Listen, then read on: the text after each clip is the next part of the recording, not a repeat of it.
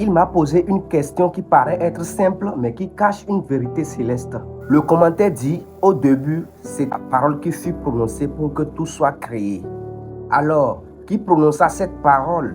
Laisse-moi te révéler ce que même certains prédicateurs ignorent. Déjà, accroche-toi car ce message va bouleverser ta compréhension de la création. D'abord, au commencement, tout a commencé par une parole. Dans Genèse 1:3, Dieu dit que la lumière soit et la lumière fut.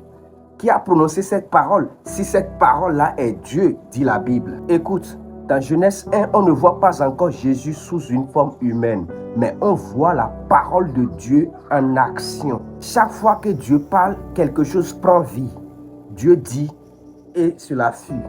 Dieu dit et cela fut. Cette parole n'est pas une simple vibration sonore. Elle est vivante, consciente et créatrice. Hébreux 4:12 dit: la parole de Dieu est vivante et efficace, plus tranchante qu'une épée à 2 tranchants. C'est cette parole-là qui a formé le monde, qui a donné la naissance à la lune, aux étoiles, à la mer, à la vie et tout ce que renferme la terre.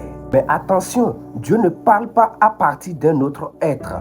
Quand il parle, c'est lui-même qui agit à travers sa parole. Et cette parole, selon Jean 1, c'est Jésus. Jean 1:14 nous dit: et la parole a été faite chair et elle a habité parmi nous, pleine de grâce et de vérité. Cela veut dire que ce Dieu qui créait par la parole a décidé de révertir cette parole d'un corps humain.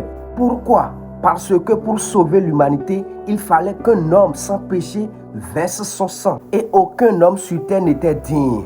Alors Dieu a pris la forme de l'homme, dit Philippiens 2:6-8, pour accomplir la rédemption.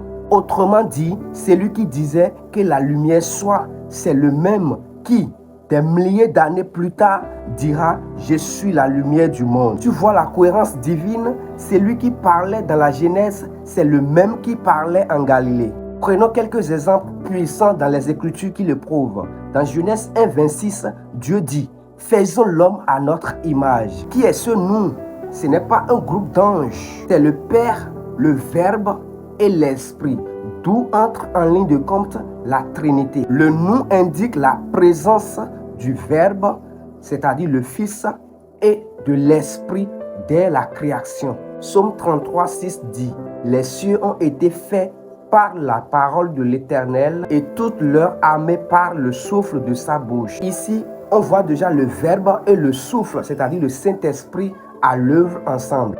Et dans Colossiens 1:16, Paul dit clairement: tout a été créé par lui et pour lui. Qui est ce lui? C'est Jésus. Donc Jésus n'est pas une créature, il est le Créateur manifesté dans la chair. Le verbe vient du grec logos, qui veut dire la parole vivante, la pensée exprimée. Dieu invisible se révèle à travers son verbe, sa parole. Si tu veux connaître le cœur de Dieu, regarde à Jésus. C'est lui la parole qui rend visible l'invisible. Jean 14:9 dit: celui qui m'a vu a vu le Père.